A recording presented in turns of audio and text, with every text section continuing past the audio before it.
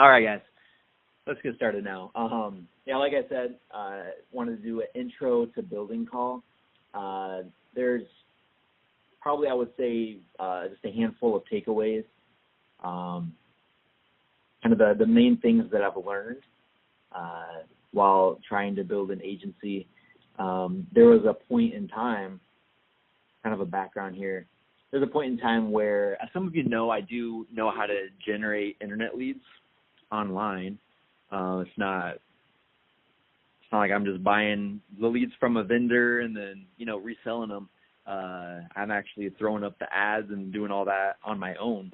I figured out how to do that at a time where I was paying like over $40 a lead, and the leads were already worked, which I didn't know at the time, but I was about to go broke because I just wasn't making money off the leads. I was spending so much, and I was barely selling enough to pay for the leads. So I went online and decided to throw something together, and ended up working a little bit, and I've just constantly made it better and better and better as I went on. But with that being said, like I said, I know how to generate my own leads. And what I did was I was like, why don't I just sell these to agents for really cheap if they join my agency? Because a lot of people are looking for leads. And so I was thinking, hey, I'm going to sell them for next to nothing. Actually, at the beginning, I decided I was going to give them away for free. And I was giving like 100% first-year commissions, free leads.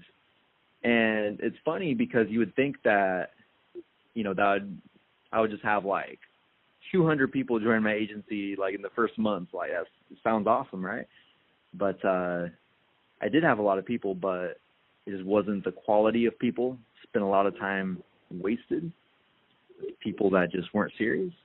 And then number two, after a while, it just got to the point to where people were just like, they were thinking it was too good to be true. So the only people that joined were people that were super desperate and, just wasn't the right type of person. And so I'm gonna give you guys a handful of takeaways that I've learned to not only recruit a high quality type of agent, but also to save your time and save the headache. Because as you know, 20% of people will do 80% of the production, right?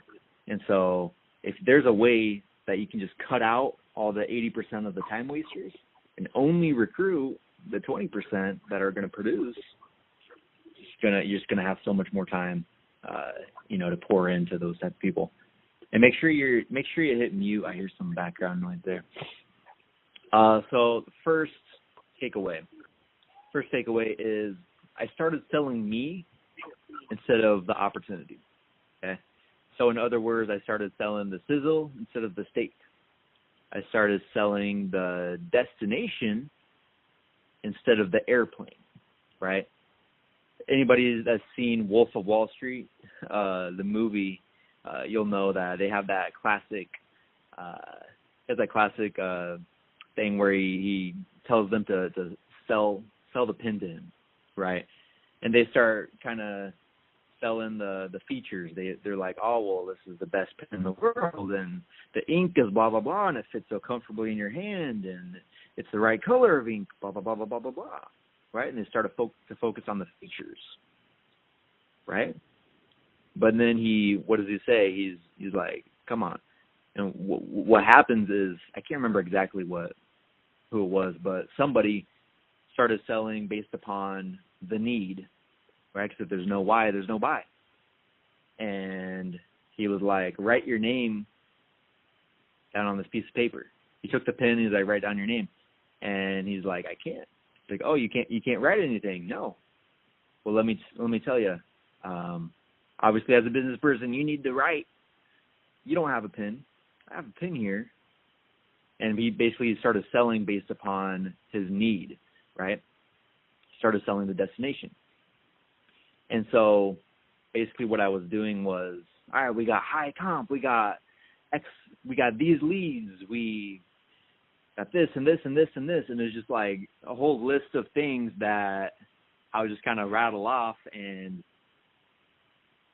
it's very hard to recruit that way.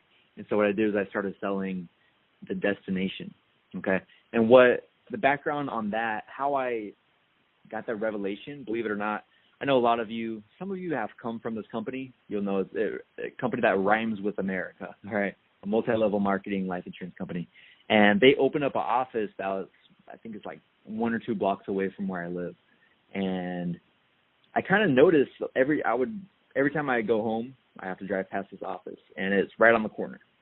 And I noticed that every night around 7 o'clock, like right now, they would have like 15, 20 agents just standing outside of the office. And so it kind of put on the facade that, you know, something was going on there, which is obviously planned out. That's what they wanted you to think. And it got me thinking, you know, if they're able to recruit just like a massive amount of people, they don't have high comp, they don't have leads, you know, they don't have a proven system, they don't really have sales training, it's more of a recruiting training, right? If they're able to do it at a high level, and I can't, what are they doing that I'm not doing? So I started to sell the destination instead of the airplane, okay? Number 2 takeaway is what I did was I developed what's called a 30-second stadium pitch, okay? Started selling based upon my story, okay? Selling on a story is very powerful, okay? You need to learn how to become a storyteller. And interesting enough, I got that from a book. And once I started doing that, it's really interesting. You would think that people would be more impressed by, oh, we got 120% commission. We got this, we got that. You think people would be more interested in that, right? But it's funny. People started to relate to me. People started to, they just really, really got interested when I started to kind of tell them my story and why I'm here, what's my why, right? So you need to develop a stadium pitch. You need to develop your story. You don't have to lie about it, right? But having a story is very powerful, all right? And if you were at the training, the local training that we had here this morning, we kind of talked about that, and we went around the room, and everybody kind of gave their why, gave their story, right? And so you need to package that into like a 30-second stadium pitch, all right? So basically what my story is, just so you know, so you have a kind of a framework to work on. My story, my little stadium pitch is pretty much like 2 years ago, I was working for a vacation company, and I was a successful sales manager, really enjoyed what I was doing, really enjoyed helping people. And long story short, I built 2 top producing teams on my own, 100% from scratch. And what's interesting is 2 weeks before my wedding, I came into work one day and didn't have a job no more, right? What's crazy is 1 week before that, I signed a lease for an apartment on the nice part of town. I spent about $10,000 on my honeymoon, my European honeymoon. And I won't even say how much I spent on my wedding preparation so far. 2 words, custom dress. And basically at that time, immediately I knew that if I didn't figure out something very fast, I'd be on the street, right? Or even worse, living with my in-laws.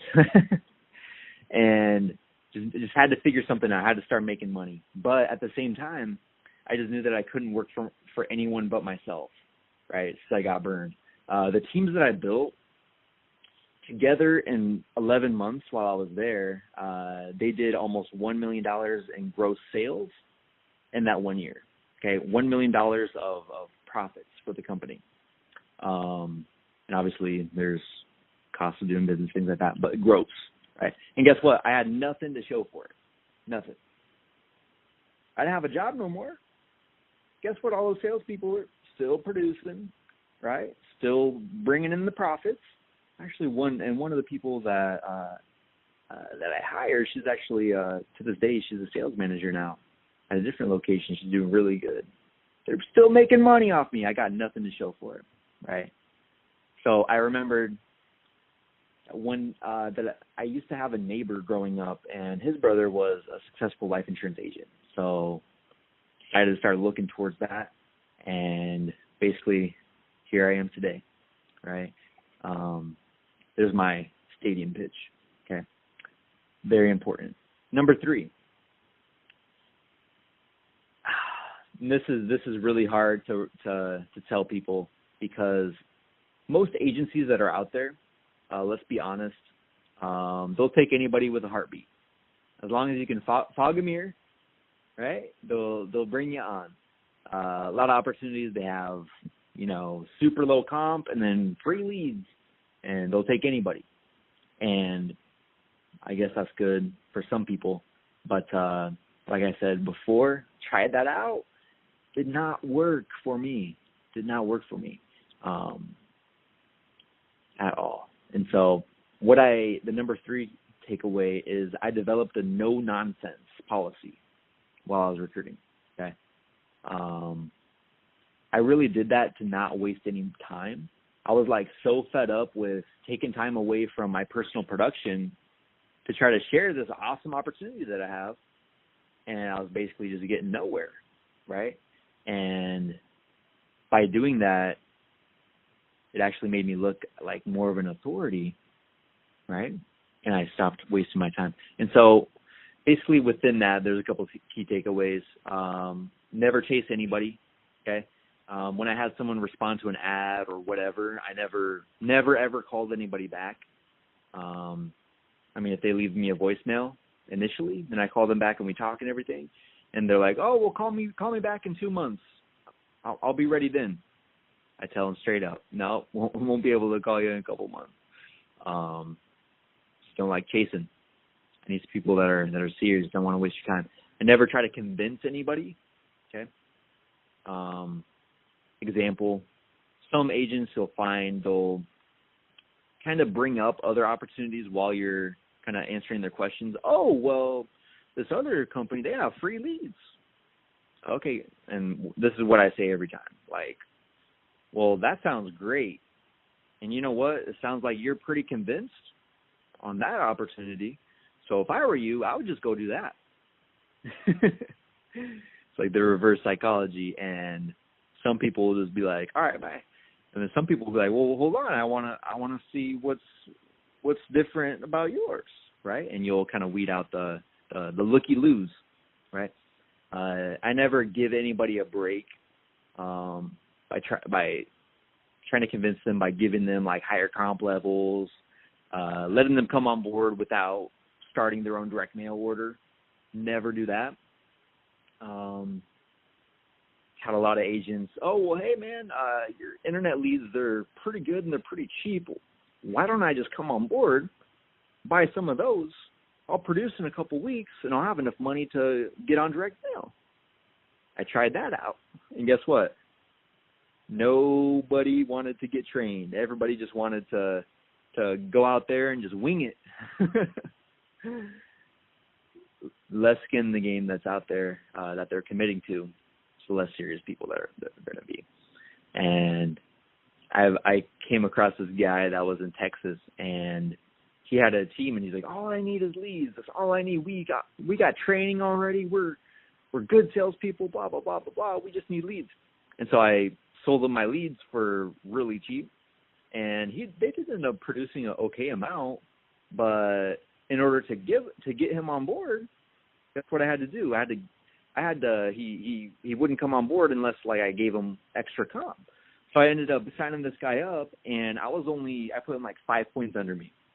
And even though they did an okay amount of production, like when you're getting a 5% override, like I'll look at my statements and I would get like, a $5 overrides, $10 overrides on sales, and I'm just like, oh man, it's just not worth it for the amount of time that people need, things like that. Another takeaway of developing a no-nonsense policy, never send anybody a contracting link before they submit their direct mail order. Made the mistake in the past of training people without having their direct mail committed, and they were just contracted. And before they got it actually submitted, I took them on ride-alongs and everything, and had some just weird experiences with people. You just never know. You just don't want to train the competition, you know. Next one, I never give people a bunch of time. Like, oh yeah, let me get my license. I'm not licensed yet. But what do I got to do? What do I got to do? And I just waste all this time explaining the opportunity, meeting up with the people, training them, blah blah blah, and then they never get their license. So a lot of people, hey, I don't have my license yet, but what you got? I'm like, hey, get a license, then call me back, right? That's kind of the 3 takeaways. Any questions from anybody? That's kind of a broad overview, but those are the 3 main things that I learned over a period of time of just wasting a bunch of time and just beat my head against the wall. What questions do you guys have for me? Any experiences you guys have? Anything like that you want to throw in there? Okay, about how many agents do you hire to get to one that you keep? Well, now it's everybody that I hire, because I only bring on people that are willing to throw down, the money for direct mail. Weeds out a bunch of people, and so, people that are serious, they throw down the direct mail, and I've yet to have someone that failed. I've yet to have someone that failed. I've had one person, I was talking about this earlier today, and I talked to you, John, the guy that I brought on at the same time as you. He didn't end up working out. The reason wasn't because he went out there and just didn't produce. It was because he already has a business, and he's making like $40K a month, very successful at that business. And he wanted to transition into final expense. It was in a different industry, but he wanted to transition into this. And I guess he realized that once his leads came in, he just realized that he just realistically didn't have the time. So, but I've never had anybody come on board and then, not work out. If that answers your question. Yes, and I expect I'm probably speaking for more than one person too when I ask this. An agent who commits to leads, mm-hmm. What do you expect? What's average for them to earn? Let's say in the first 3 months and in the first year.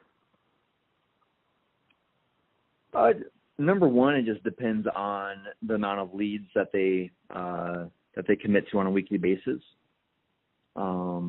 That's the main thing. And then number 2, it depends on, how closely they're going to follow the system. If they're going to go out there without having the script, completely memorized, if someone does that, they're kind of running around in every appointment with like a chicken with their head cut off. And they're just not gonna, they're just not going to have the results, because they just, you can have the best sniper rifle in the world, but if you don't know how to aim it,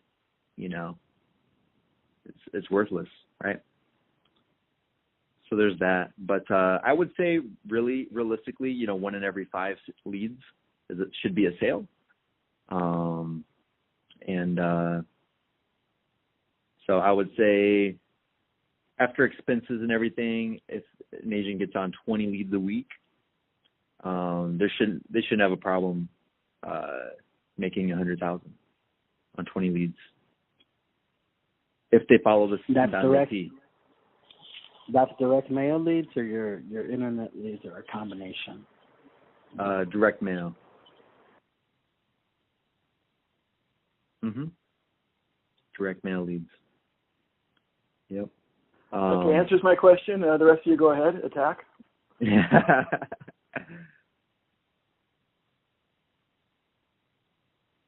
Anybody else? Michael, I do have a question. Can you hear me? Yeah, go ahead. Okay. So I know you mentioned just a couple minutes ago that you don't recommend bringing in anyone that is not licensed. But I one thing that I noticed is that company that you mentioned earlier, that ends with ICA, that company does bring in a lot of people that are not licensed, like a lot of them, and then they train right their way, and then a lot of them I did see that they actually, succeeded. So you don't recommend it at all, right? Like if they're not licensed, if you see someone that, that has a potential, just have them get licensed first and then train them, right? Yeah, I mean, in a perfect world, I would say someone that doesn't have a license, they're just like a clean slate. I would say that would be, best case scenario. I'd rather train somebody that doesn't have a license, and my opportunity is the first one that they ever came across, right? But truth is that it's just because of what we offer. There's just a lot of people that have their license that haven't really done anything with it that want to. They just haven't come across the right opportunity. So what I mean by that is I just don't focus on, going after people that don't have a license. But if they if they don't have a license and, they get a license and they're willing to throw down on the leads, that's a good situation. Does that answer your question? Yes. Yes, it does. Okay. Yeah, because it's just a special type of person. It takes somebody to have a business mindset, and someone that doesn't have a license. I mean, they're coming from working a job, 9 to 5, and just I think it's just hard to convince those type of people, to spend money on leads, because they don't have a business mindset. But I know it can work. Definitely. Anybody else? Also, I have another question real quick. How about also having, I've noticed that with that company, they have a lot of events and, just meetings. Is that something that you recommend? Like to just get together, like they have a weekly meeting where they bring in people to introduce them to the opportunity, and just kind of that's the funnel, right? Where they bring a whole bunch of people and they, the ones that like it stay and sign up that day, and the ones that don't leave. Is that something that you would recommend in the future, to have some type of training like that where recruits can bring other recruits to see the opportunity that we have to offer? Oh, yeah, absolutely. Yeah, I know this is a bad reference, so forgive me for it, but take it for what it's worth. Like Hitler, okay? When he was wanting to convince the young people, to join his army, how did he do it? How did he recruit them? He did it, with in a group setting. So I think there's something powerful with sharing the opportunity in a group. And actually, on this Saturday, John and I have opportunity. We call it an opportunity meeting. We have one planned up in Pittsburgh, California, and we already have several people that have committed to coming, and I think we generated, 39. There's 39 people that were interested in learning more about the opportunity, and then from there, we're only trying to invite the serious people, but there's still some people we haven't got a hold of yet. So, but to answer your question, absolutely, I think that's definitely the best way. Definitely.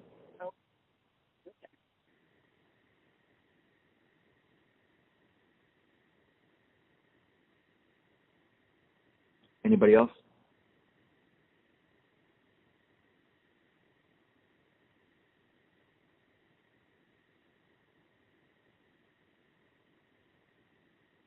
Cricket.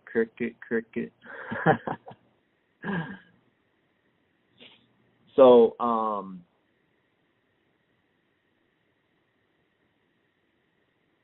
anybody have experience with kind of the type of deal where it's kind of they just recruit everybody? Anybody have any firsthand experience with that? And could you guys kind of share, what you guys saw with the amount of people that came in versus, the amount of people that were actually making money and making a full-time income, things like that? Well, I'm a new agent. I got my license in February, and I originally signed up with a final expense company.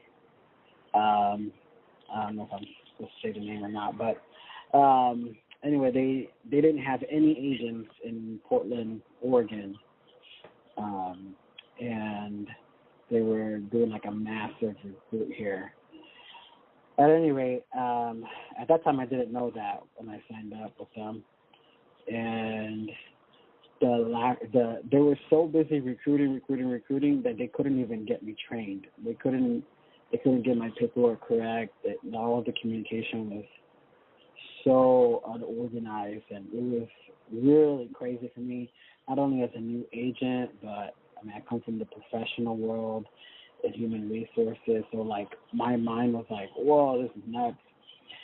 Anyway, it was finally 5 weeks later, and somebody calls me to go drive 3 hours to go on a ride with him, and I was like, I moved on. Like I've been reaching out. Nobody's contacted me about training, nothing. Because they were just so busy recruiting. And as far as I know, till this day, they haven't been able to recruit any. Nobody's stuck around here. Wow. And they're a pretty big company. Yeah, I'm guessing it was the company that has the name of a president in their name. Yeah.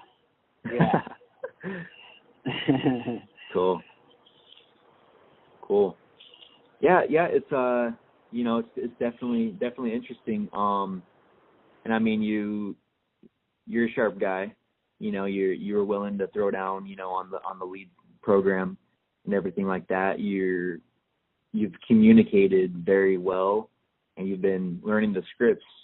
Probably one of the faster people that I've had learn the scripts. So I mean, I can tell that you're definitely a sharp guy, and so I guess they just kind of missed out by trying to recruit the masses, right? But right, yeah. I mean, I've made a lot of mistakes since I've had my license, and as far as who to sign up. I think it's important to get the work done, be in it, get your head in the game, but who you're affiliated with is also important, and it plays a role in your success for sure. Yeah, I agree. And so how easy was it to sign up for that company? Oh, I walked in there, had a 5-minute interview. He emailed me. The actual contracting was very quick communication. Somebody emailed me the contract. I read it over, sent it over, and that was that. Very easy. And did it cost anything to join? Like, did you have to throw down on any leads or? No. They do they wanted to train first. They didn't require for me to buy anything except for business cards, and a shirt. And but no upfront costs, which is actually what initially attracted me, because I had already spent a couple $1,000s on companies that were bogus. Wow. And so I was excited that they didn't want my money first. So that was actually attractive to me.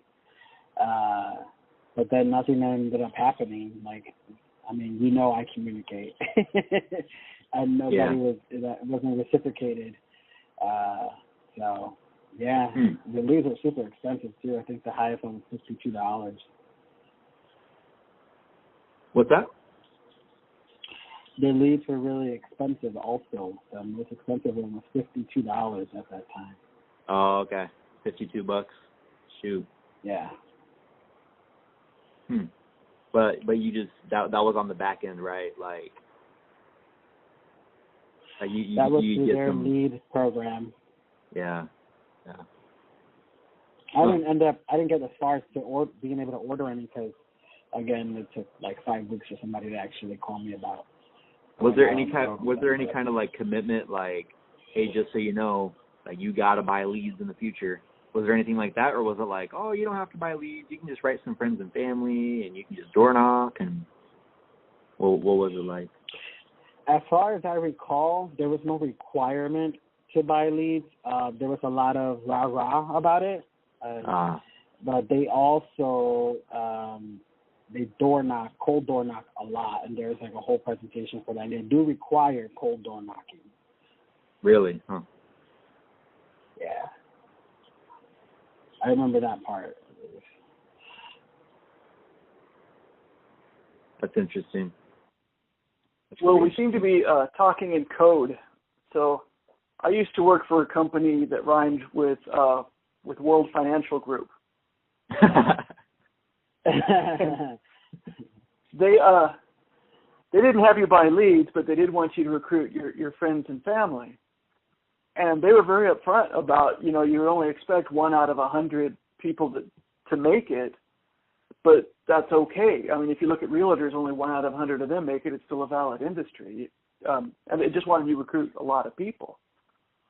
And I put together a team of like 11 of my friends, and just none of them ever did anything because they didn't have the passion for it. I mean, I couldn't even get them to get licensed because I cared. They didn't care. If it's not their dream, if it's not something they want to do, there's only so much caring I could do to push them, forward. Right. And so with Which that, isn't to say, it's just like a waste of time. Well, there's some people that are making very legitimate money because, Right. they're getting so much override on all the people below them. But overriding a team of people who only half participate isn't what I wanted to do. I wanted to produce myself, and that's just not what the model was. Right. Their idea of leads was call everyone you know over and over and again, and then call them some more, and then call them again. If you ask them enough times, they'll say maybe. One of them will sign up, and then they'll have their own list of people to call, and so on and so on. It'll be an explosion, and it'll be great. Yeah. Yeah, I guess to kind of piggyback on what you're saying, it's like, this is it's a 1099 opportunity, right? It's a legitimate business opportunity. And so, if you look at all the successful business people that, you hear about, like the Bill Gates and, people like that, like they're not just, they're kind of special, you know what I mean? They have a certain mindset, they have a certain goal, they have a certain passion, different things like that. Like they've kind of focused on what they want and they know what they want.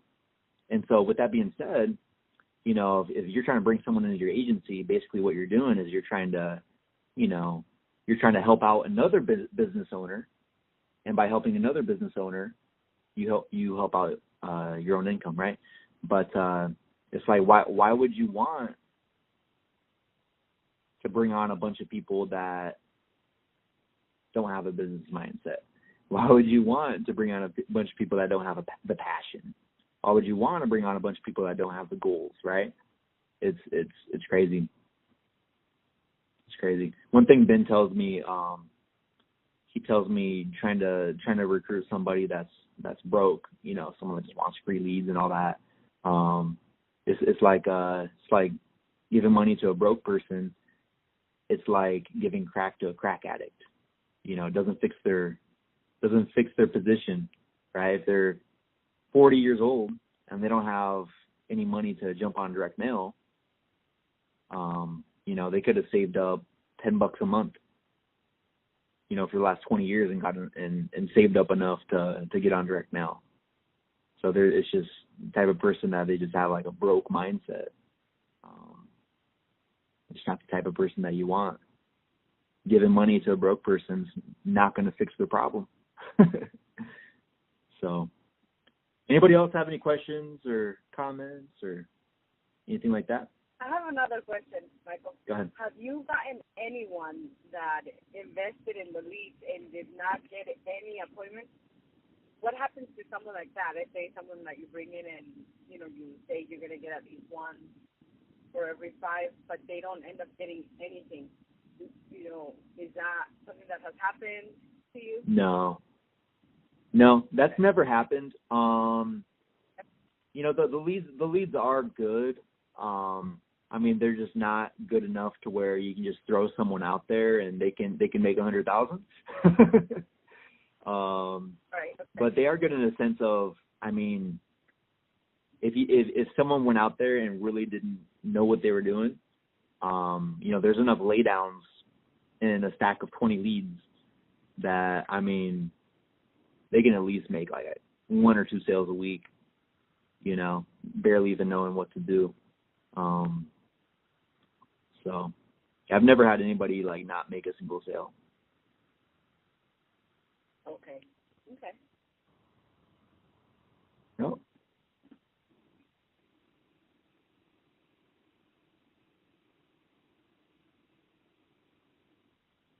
Anybody else?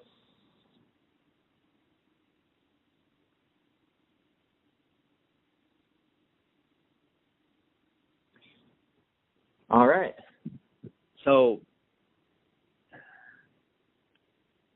are you guys, anybody wondering, like a couple questions maybe you guys might be wondering, like, how do I attract agents?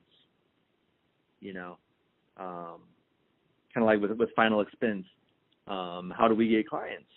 Right? There's a certain amount of marketing expertise. So it's every type of sales cycle, there's a sales funnel, right? Whether it be what John was talking about with WFG, even though they weren't spending money on marketing, there's still a marketing funnel because it was friends and family. So out of X amount of friends and family, you know, they knew through the marketing funnel that they would have a certain amount of results, right? And they would expect a certain quality of a result.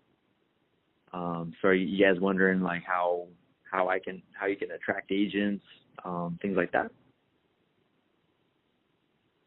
Yeah. Is that something you guys want to know? I found you on insurance forums. I know that much.